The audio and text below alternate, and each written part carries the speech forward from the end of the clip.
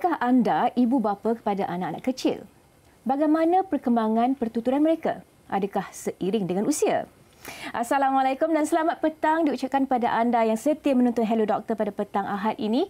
Kali ini anda ditemani saya, Irin Putri, selama sejam bersiaran. Dan soalan-soalan yang saya ajukan sebentar tadi sememangnya ada kait rapat dengan topik yang akan kita bincangkan pada hari ini, iaitu mengenai lambat bercakap, usah tunggu. Sebenarnya ada banyak faktor yang menyumbang kepada masalah ataupun isu perkembangan pertuturan ini, dan itu yang kita akan bincangkan dengan tetamu di studio sebentar sahaja lagi. Tapi sebelum itu, jika anda ada apa-apa komen ataupun cadangan yang ingin diajukan kepada Hello Doktor, anda boleh ke Facebook Hello Doktor TV3 yang mana kita akan lihat antara cadangan anda, mungkin topik-topik cadangan anda boleh kita bawakan untuk perbincangan di studio Hello Doktor ini. Baiklah, sebelum kita teruskan dengan perbincangan mengenai lambat bercakap, usah tunggu, kita saksikan dahulu bingkisan ini mengenai kepentingan berkomunikasi.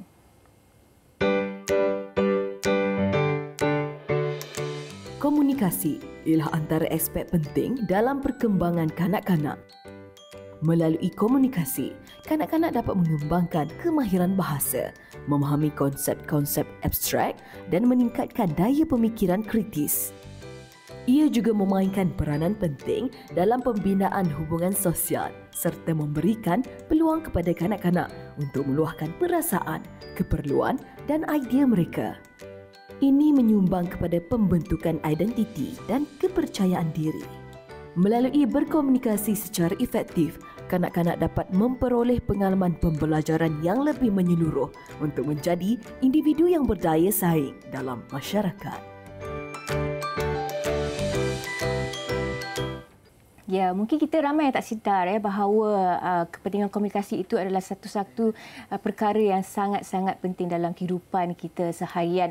Dan topik mengenai lambat bercakap, usah tunggu ni sebenarnya kalau boleh saya kongsikan sangat dekat dengan hati saya sendiri, sebab saya sebagai seorang ibu kepada anak istimewa yang sekarang ini meningkat remaja, tetapi komunikasinya masih lagi belum seiring dengan usia. Jadi itu pengalaman saya. Bagaimana pula dengan pengalaman anda mungkin berdepan dengan masalah ataupun isu yang sama? Itu yang kita akan bincangkan bersama dengan tetamu di studio pada hari ini yang telah bersedia di sebelah saya.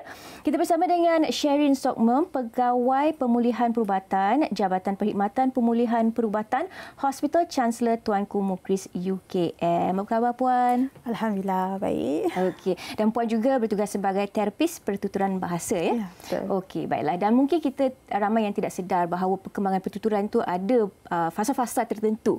Mungkin Puan boleh teruskan. Mungkin perkenalkan apakah perkembangan pertuturan yang baik ataupun yang sempurna. Alright, okey. Alhamdulillah, terima kasih untuk jemputan ni. Okey, pertamanya yang saya nak kongsikan ni memang ibu ayah kena betul-betul ambil peka, kena cakna lah tentang perkembangan normal, ya. Perkembangan normal ni hari ni saya mudahkan ibu ayah. Okey, kita nak cerita tentang nombor je. Okey, umur 1 tahun sepatutnya perlu ada perkataan bermakna. Maksudnya mulakan dengan single word dululah. Alright. So jumlah perkataan yang perlu ada adalah 7++ lah. Alright. Umur 2 tahun perlu boleh gabung perkataan. Contohnya makan nasi, adik main kan, 2 patah perkataan lah.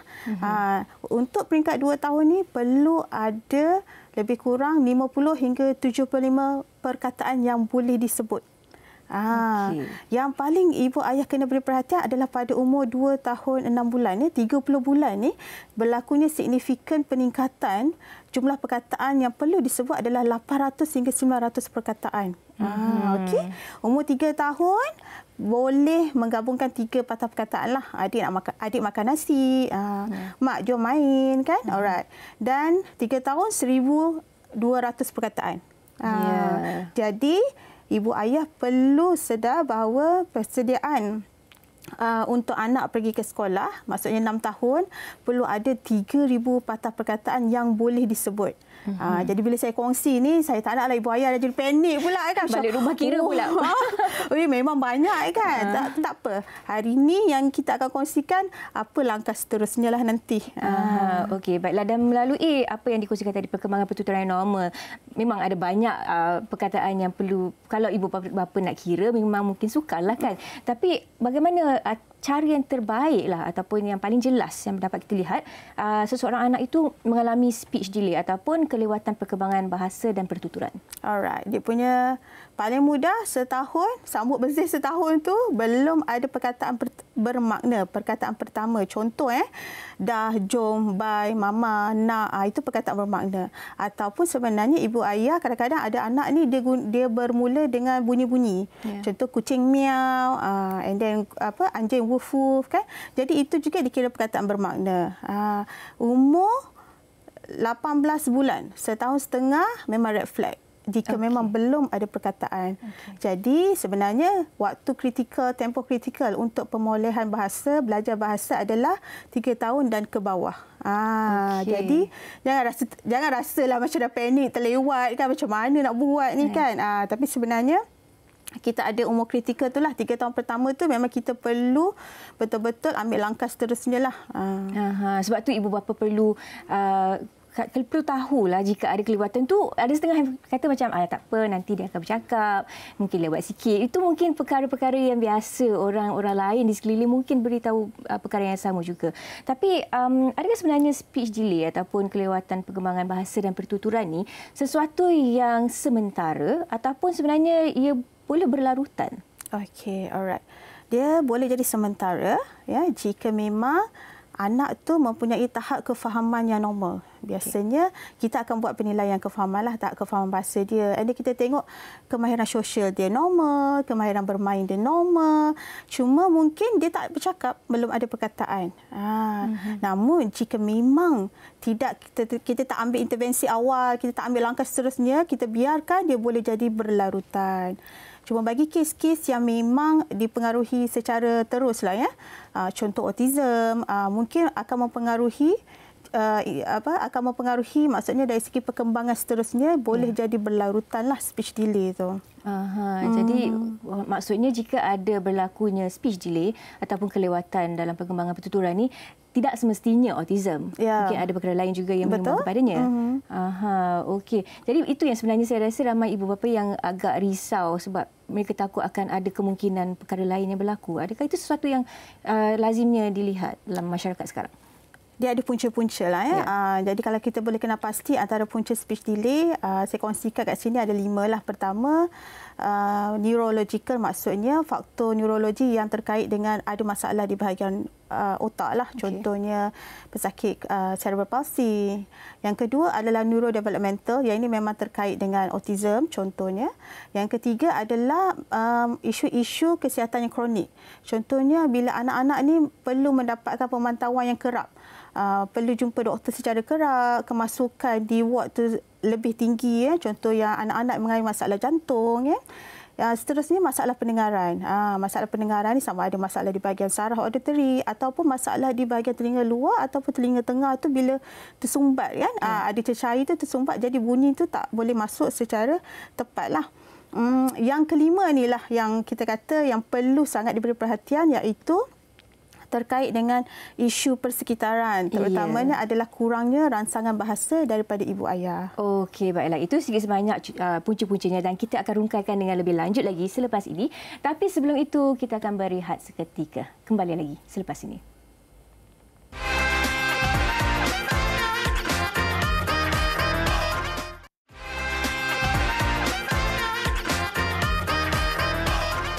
Kembali lagi dalam Hello Doktor dan kami masih lagi membincangkan topik mengenai lambat bercakap, usah tunggu. Dan mungkin saya nak bertanya dengan Puan mengenai keterbukaan ibu bapa pada zaman sekarang ni. Bagaimana mereka terbuka untuk membawa anak-anak untuk membuat pemeriksaan? Sekiranya macam mengesyaki anak mempunyai masalah speech delay ni, adakah mereka lebih banyak yang in denial orang kata ataupun masih mereka okey untuk bawa berjumpa dengan pakar? Alright, okey. Sebenarnya di Malaysia ni peningkatan kita kata tahap kesedaran tentang speech delay ni sebenarnya sudah semakin meningkat. Sebab saya sebagai speech therapist sendiri, kita menerima rujukan yang memang lebih awal, dan kadang-kadang rujukan ni memang datang daripada ibu ayah yang concern, yang memang bimbang, terus pergi berjumpa doktor, dan doktor para profesional pun telah merujuk awal kepada speech therapist ya. Cuma memang ada yang denial ni, saya rasa mungkin dia risau tentang diagnosis ya. Lagi-lagi kita kata mungkin dari segi maklumat-maklumat yang diperolehi, kadang-kadang biasa komen orang cakap apa, anak lelaki memang lambat. Betul. Kan? Jadi lepas tu kata tak apa, ayah dia dulu pun macam tu, faktor genetik kan. Kadang-kadang dia sama-samakan ataupun dibandingkan, anak orang tu dulu okey je, lambat umur 3 tahun, sekarang sekolah normal je kan. Jadi kadang-kadang faktor-faktor yang macam ni juga boleh mempengaruhi ibu ayah untuk membuat keputusan untuk kadang-kadang tidak mendapatkan langkah seterusnya atau intervensi awal lah.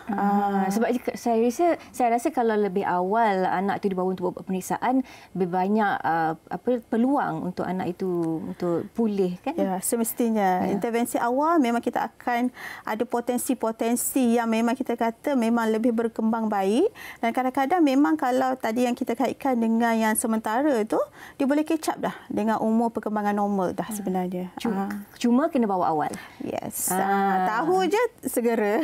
Okey, walaupun suspek ataupun syak sikit pun bawa kan. Yes. Sebab kadang-kadang mungkin ada yang risau, tapi lebih baik kita tahu adakah ada sesuatu di situ ataupun tidak kan. Betul. Okey, baiklah. Dan tadi Puan Syahrina ada beritahu tentang 5 punca masalah ataupun kelewatan perkembangan bahasa dan pertuturan. Mungkin boleh kembangkan sedikit mengenai masalah pendengaran. Bagaimana ia berkait rapat dengan communication skills seseorang? Alright, okey. Dia paling straightforward, apa yang kita dengar itulah kita cakap. Okey. Kadang-kadang kita kena tahu tahap pendengaran, tahap kehilangan pendengaran ni sebenarnya ada 4. Tahap ringan, tahap sederhana, tahap teruk dan sangat teruk. Dan setiap tahap tu ada keperluan untuk alat bantu pendengaran untuk kita nak dengar lah. Jadi sebenarnya faktor untuk anak tu boleh nak bercakap, untuk nak berkomunikasi, dia bergantung kepada sejauh mana tahap keterukan tu. Jika memang kalau kita diagnose, kita kata mendapatkan rawatan lewat kan, jadi anak tu bayangkanlah kalau kita kata kita buat pemeriksaan memang di peringkat yang teruk, memang teruk ni memang kita tak dengar langsung kan. Kadang-kadang bunyi yang dia dengar mungkin bunyi petir, bunyi guru je kan. Tapi bunyi-bunyi kita bercakap ni memang dia tak dengar. Bila dia tak dengar, tak ada berlakunya proses. Jadi memang tak akan come out with the speech lah. Maksudnya tidak akan keluar dengan perkataan-perkataan yang bermakna lah. Jadi biasanya dia ada 2 juga, iaitu jenis dia ada 3 sebenarnya. Jenis yang saraf, sensori lah. Maksudnya dia berlaku di bahagian dalam, telinga dalam, dan juga bahagian konduktif, iaitu di bahagian telinga luar dan juga telinga tengah. Di mana kalau telinga tengah tu ada cecair biasanya. Jadi ini perlu dapatkan rawatan dulu. Sebab kalau you ada cecair, jadi bunyi tu dia tersekat nak masuk kan. Jadi bila anak dengar bunyi pun macam bola jadi boya. Jadi sebutan dia pun jadi tak tepat. Jadi bila orang nak dengar pun macam apa dia cakap ni kan. Jadi sukarlah. Jadi yang ketiga adalah dia mix. Ada yang memang mix berkenaan dengan sensori dan juga bahagian konduktif lah juga. Jadi memang dia memang akan terkait rapat lah. Dan sebenarnya di hospital sekarang memang kita boleh kenal pasti dari peringkat bayi dah. Dia ada newborn hearing screening kan. Jadi memang jika memang ada masalah pendengaran, biasanya para profesional kita, doktor memang dah rujuk awal lah.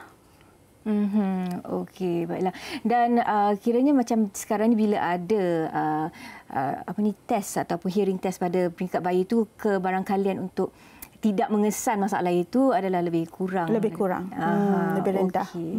Baiklah, kita ada satu soalan daripada seorang selebriti yang ingin bertanyakan soalan kepada Puan. Jadi kita saksikan bingkisan ini. Hai doktor, saya Nora. Saya ada soalan tentang speech delay. Sebagaimana kita tahu, Albert Einstein sendiri seorang yang mempunyai masalah speech delay dari usia yang awal. Jadi saya nak tahu, apakah petanda orang yang ada speech delay ni dia genius ataupun ada baik dan buruk dia? Nak tahu sikit doktor? Okey, itu dia soalan daripada Nora. Adakah yang mengalami speech delay ni seorang genius? Okey. Di genius ni kena tengok sudut pandang lah ya. Dan juga tadi dia kata tentang genius dan baik dan buruk kan. Jadi kalau kita tengok anak ni, dia tak ada baik tak ada buruk lah. Cerita dia adalah potensi yang kita kena tahu. Jadi kalau ibu ayah kena pasti potensi yang ada pada anak ni, and then ibu ayah boleh kembangkan. Kadang-kadang ibu ayah dia nampak yang kurang je kan. Tak cakap, lepas tu tak nak komunikasi, tak faham. Lepas tu jadi dia akan memberi kesan yang lain lah. Jadi sebenarnya genius ni macam Albert Einstein ni memang dia dapat sokongan daripada keluarga kan. Jadi nak pastikan anak boleh kita kata menguasai sesuatu kemahiran, dia bukan kemahiran yang kita kata mungkin mainstream. Macam contoh kadang-kadang orang nak tengok mungkin pergi belajar tak dapat A, straight A macam tu kan. Jadi dia ada kemahiran lain yang sebenarnya anak ni boleh kuasai, yang sebenarnya kalau ibu ayah beri sokongan sewajarnya, sebenarnya potensi itulah yang nampak dia genius tu. Jadi memang sokongan ibu ayah memanglah sangat penting sebenarnya. Dia punya kebolehan tu perlu kita cari dan kita pupuk di situ. Okey, baiklah. Dan mengenai speech delay ni banyak dikaitkan juga dengan masalah autism, ADHD dan juga masalah pembelajaran yang lain. Jadi mungkin boleh kongsikan apakah hubung kaitnya? Okey, sebenarnya ciri-ciri yang sedia ada pada autism pada anak-anak autism ataupun ADHD ini sendiri telah menyebabkan kesukaran untuk mereka berkomunikasi dan berinteraksi. Sebagai contohlah pada anak autism, kadang-kadang mereka mempunyai kemahiran bermain yang agak terhad. Kadang-kadang bermain mungkin tidak kita kata tidak bersesuaian tidak bersesuaian. Jadi menyebabkan anak-anak ni dia sukar nak terokai, sebabnya anak ni dia belajar bahasa sebenarnya melalui permainan. Jadi bila dia syok sangat kadang-kadang macam pesakit saya memang ada syok sangat main dengan tali macam tu kan. Jadi bila ibu ayah nak cuba nak ajar je, lain je dia rasa terganggu. Jadi mereka kadang-kadang mudah untuk menyendiri. Jadi itu yang menyebabkan dia sukarlah untuk kita kata untuk nak berkomunikasi atau berinteraksi.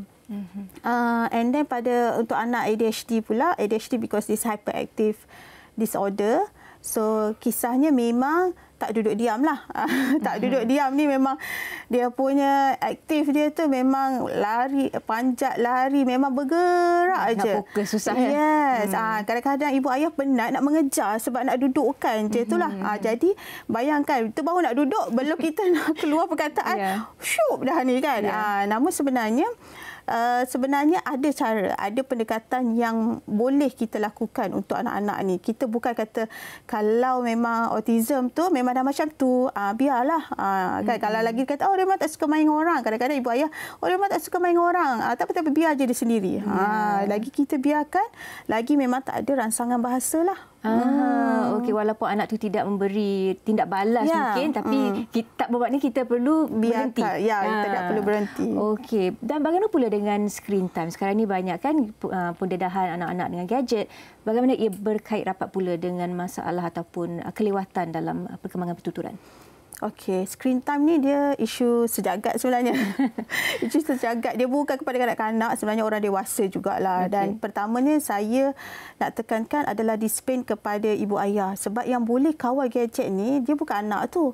Ibu ayah lah. Ibu ayah memang perlu kawalan ketat untuk memberi gadget. Jika diikutkan jika diikutkan daripada American Academy Pediatrics, memang umur bawah 2 tahun no gadget. Maksudnya memang tak boleh gadget at all, kecuali hanya untuk panggilan video.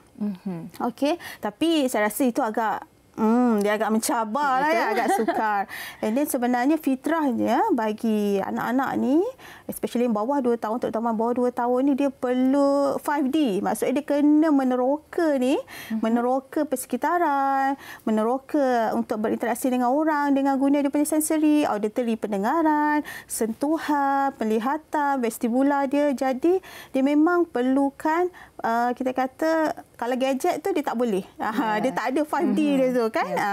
Dan juga sebenarnya kajian daripada Universiti Toronto, dia ada buat kajian bila kita memberi pendedahan 30 minit kepada anak ni dia boleh meningkatkan risiko 49% untuk mendapat speech delay sebenarnya. 30 minit sahaja? Ya, terutamanya yang bawah 2 tahun ni lah. Ya. Okey, sebab itu waktu kritikal kan? Yes. Okey, baiklah. Dan kita telah berbincang dengan mendalam mengenai punca-puncanya kan? Dan selepas ini kita akan bincangkan mengenai bagaimana penilaian dilakukan oleh pakar mengenai speech delay ini. Jadi tapi sebelum itu kita akan berehat seketika. Kembali lagi selepas ini.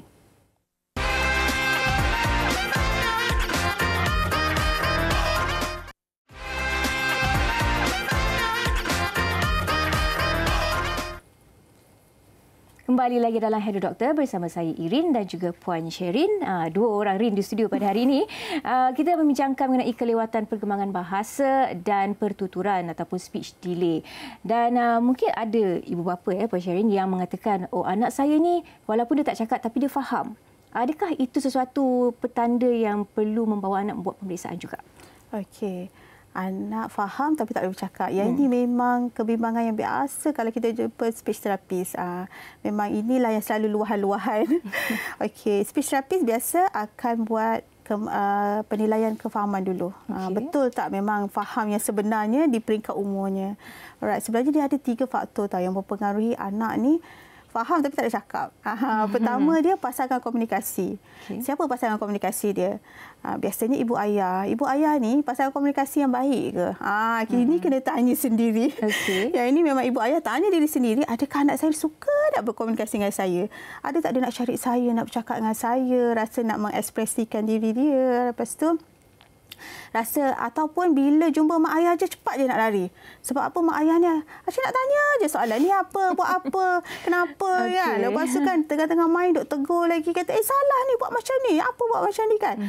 Jadi agak-agak kita sendirilah kan. Kalau kita pun nak berkomunikasi dengan orang pun kita pilih juga kan. Kita pilih juga yang kita rasa senang, kita rasa tenang, kita rasa yang membantu. So sama juga dengan anak ni. Adakah anak ni pasangan komunikasi dia yang bagaimana? Okey, yang kedua adalah cara komunikasi. So kena pasti anak kita kalau tak bercakap, apa cara dia berkomunikasi?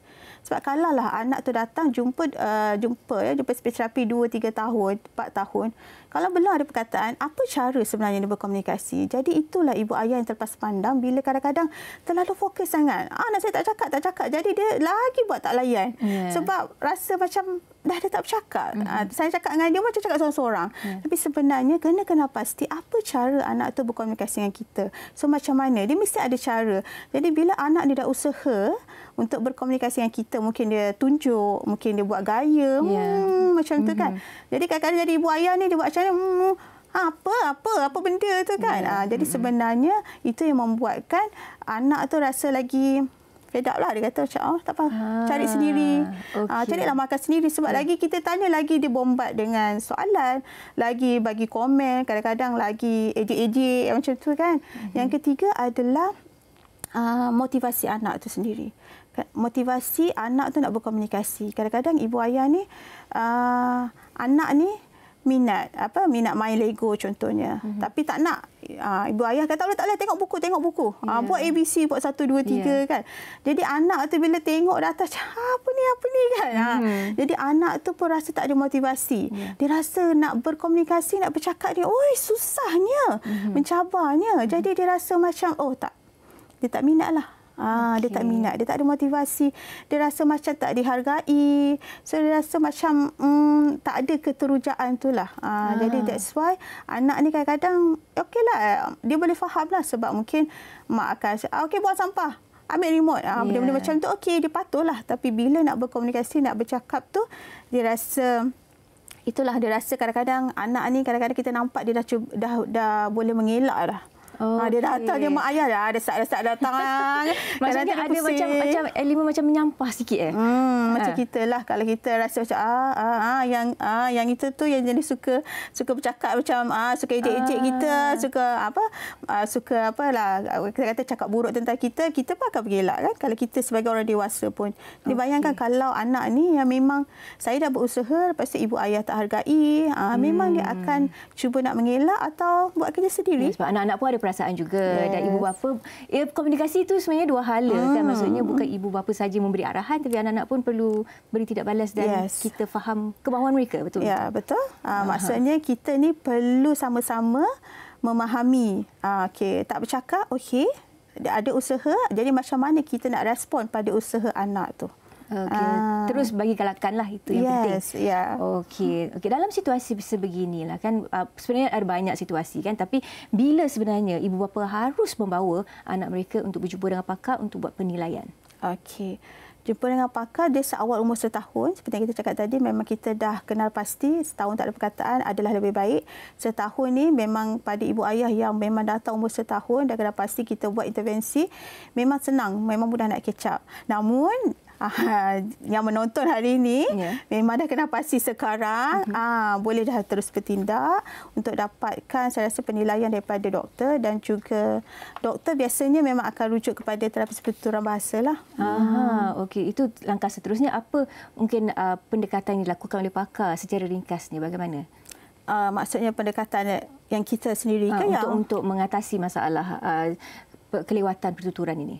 Okey, dia sebenarnya kalau dari segi pendekatan ni, sebenarnya kalau nak jumpa terapi pertuturan ni pun dia agak slot dia agak terhad sebenarnya. Jadi sebenarnya pendekatan yang paling utama adalah pelibatan ibu ayah tu. Pelibatan ibu ayah tu memang kita kata ibu ayah ni dia watak utama lah. Biasanya kalau dalam kajian kita panggil dia co-interventionist lah. Jadi ibu ayah ni dia memang memainkan peranan yang sangat-sangat aktif. Dia tak boleh pergi terapi hantar macam tu je. Okey, terapi yang dimaksudkan ialah terapi pertuturan. Okey, itulah sebenarnya yang kita akan kongsikan bersama anda, sebuah bingkisan mengenai terapi pertuturan. Bagaimana agaknya cara ia dilakukan? Kita saksikan.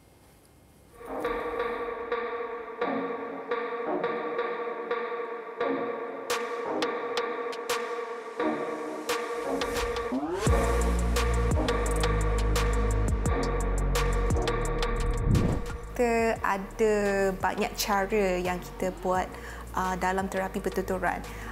Kita selalunya akan mengutamakan play activity. Play activity ni dia boleh membantu kanak-kanak untuk memahami macam mana mereka nak menggunakan bahasa dalam kehidupan seharian.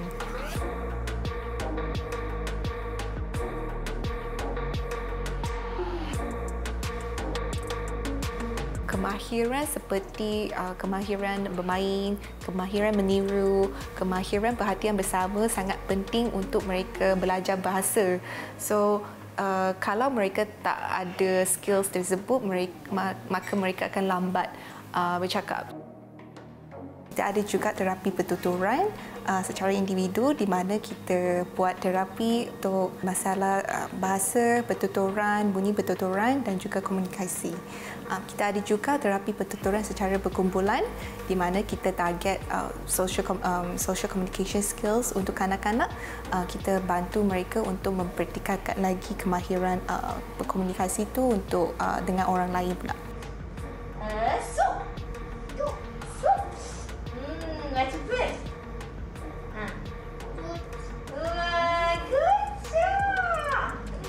Macam tadi kita buat individual sessions.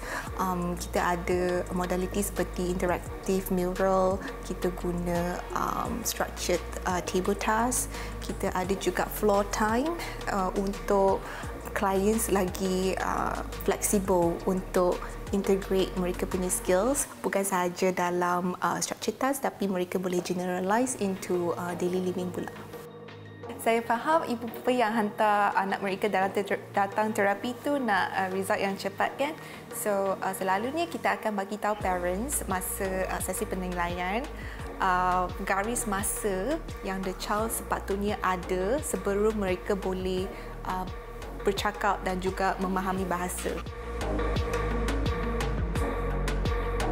Untuk ibu bapa di luar sana, it's very important that untuk mendapatkan consultation daripada professionals sekiranya anda mendapati any perbezaan ataupun tanda-tanda yang menunjukkan anak anda ada speech delay. Kita boleh membantu untuk diagnose dan memberi cadangan seterusnya terapi mana yang sesuai untuk membantu mereka.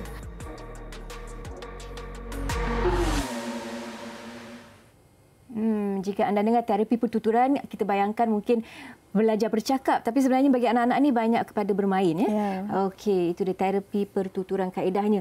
Tapi bila anak-anak katakan dah dibawa untuk menghadiri terapi pertuturan ini, apa pula peranan ibu bapa? Sebab kita dah ada terapis dah yang membantu. Ibu bapa boleh relax ke ataupun macam mana? Okey, ibu bapa buat me time kan. Okey, sebenarnya peranan ibu bapa dia memang memainkan peranan yang besar lah. Okey, kalau tengok tadi memang kita kata hantar pergi terapi kan. Biasanya terapis akan memberi maklum balas kepada ibu bapa untuk sambung di rumah. Sebenarnya saya kalau dengan ibu bapa, saya biasa galakkan ibu bapa hari-hari secara konsisten buat aktiviti bersama anak 5 minit je dulu. 5 minit je. Kadang-kadang ibu bapa rasa saya balik rumah nak kena macam ni nak buat kerja rumah, nak masak semua, saya tak sempat. Tahu anak saya dah tidur. Saya pun pernah. Okey, sebenarnya mulakan dengan 5 minit tapi kena konsisten setiap hari. Sebab ada pasien saya, alah puan, saya mula-mula buat 5 minit, lepas tu tak sedar. Saya tahu-tahu je dah nak 30 minit, 40 minit. Dia rasa seronok bercakap dengan anak dia, rasa seronok berkomunikasi, beraktiviti dengan anak dia. Sebab tidak berlakunya communication breakdown. Jadi ada interaksi lah. Jadi ibu ayah mulakan dengan 5 minit dulu. Biasanya 5 minit saya ni saya kata ubah gaya interaksi lah. Jangan asyik nak banyak tanya je kan. Jangan asyik nak banyak tanya je. Kejap-kejap asyik tanya. Dah macam exam je kan dengan anak tu. Jadi 5 minit itulah yang kadang-kadang sebenarnya anak sangat menantikan. Anak rasa macam, okey, dah cukup, dah masa dengan ibu kan. Dia memang dah siap duduk, dah rasa excited, rasa teruja sebenarnya. Jadi ibu ayah mulakan di rumah 5 minit dahulu. And then dapatkan, itulah saya kata dapatkan daripada terapis, terapi pertuturan yang kita jumpa tu untuk apa aktiviti yang boleh saya lakukan dengan anak sebenarnya. Dan saya kira detik yang paling istimewa untuk ibu bapa yang mempunyai anak ada speech delay ni ialah bila anak itu boleh berkomunikasi dua hala dengan sempurna kan. Okey. Dan berkenaan dengan bahasa pula, setengah ibu bapa menggunakan dua bahasa, bahasa Melayu, bahasa Inggeris dan sebagainya. Jadi adakah penggunaan lebih daripada satu bahasa dalam komunikasi seharian memberi kesan kepada perkembangan bahasa dan pertuturan anak itu? Okey. Bagi anak-anak yang memang mempunyai speech delay lah ya, yang ada kelewatan perkembangan bahasa, memang kita galakkan untuk gunakan satu bahasa dulu. Bahasa dominan lah. Jadi yang kena konsisten guna bahasa bukan anak, sebenarnya ibu ayah. Maksudnya komunikasi antara keluarga pun perlu menggunakan satu bahasa juga? Bahasa dulu. Sebab anak ni, dia akan menguasai satu bahasa. Bila dia dah kuasai, kita kata dah kukuh satu bahasa, jadi bahasa kedua tu dia mudah nak belajar. Sebab terutamanya sekarang ni kalau bahasa Melayu, bahasa Inggeris, memang dia punya grammar dia tu memang terbalik nanti. Jadi nanti kan kita jadi kerja lain lagi. Dah ajar perkataan, lepas tu nak ajar pula nak susun. Susun pula perkataan tu jadi ayat yang lebih grammar lah, lebih structure yang betul. And then sebenarnya kadang-kadang ibu ayah, saya nak English lah sebab anak saya banyak tengok ni kan, banyak tengok gadget. Itu yang kadang-kadang keluarlah slang-slang YouTuber dia tu. Dia punya slang-slang dia tu. Saya tak tahu lah mana anak saya dapat. Kan? Saya cakap English pun saya tak tahu. Jadi sebenarnya saya kata pilihan bahasa yang perlu digunakan, yang perlu dipilih adalah pilihan yang ibu ayah. Boleh nak berinteraksi dengan anak. Bukan pada pendedahan anak itu. Bukan. Supaya nanti ibu ayah boleh aktif berinteraksi dengan anak. Jadi anak tu nak belajar daripada gadget itu senang je. Kita tak ajar pun dia dah tahu kan. Jadi interaksi antara ibu ayah dengan anak ni yang penting dululah. Jadi kadang-kadang tu dia kata, saya tak tahu English, jadi saya bagi je lah dia tengok tu. Nanti dia belajarlah sikit-sikit itu English. Saya tak tahu. Saya tak cakap lah dengan dia. Tapi yalah, walaupun ada gadget dan sebagainya, tapi yang lagi penting ialah ibu bapa. Sebab gadget ni dia satu hala. Jadi ikutlah anak-anak ke depan, ke belakang, kan? Ikut dia je kan yang dia rasa suka nak dengar kan. Jadi kalau dengan ibu ayah ni memang betul-betul lah kita tengok dari segi ekspresi muka macam mana, apa nak difahami, boleh kita kata boleh explore lah, maksudnya teroka dari segi kita kata dari segi sensori lah. Lagi banyak rangsangan lah bila komunikasi dengan orang kata ibu bapa berbanding dengan gadget. Okey, baiklah. Dan kita akan berehat seketika, tapi selepas ini kita akan bincang pula, adakah tunggu dan lihat adalah sesuatu yang disarankan ataupun tidak? Semuanya selepas ini.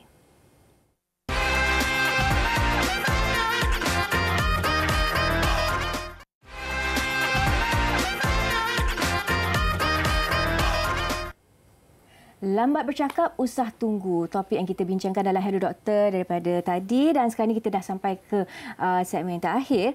Mungkin Puan Sheryn boleh kongsikanlah tentang ibu bapa yang mengambil pendekatan tunggu dan lihat. Saya rasa ramai yang mengambil pendekatan itu. Macam tunggulah, nanti mungkin dia cakap, mungkin anak tu akan bercakap.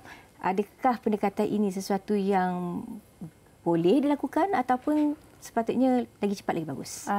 Okey. Tunggu dan lihat ya.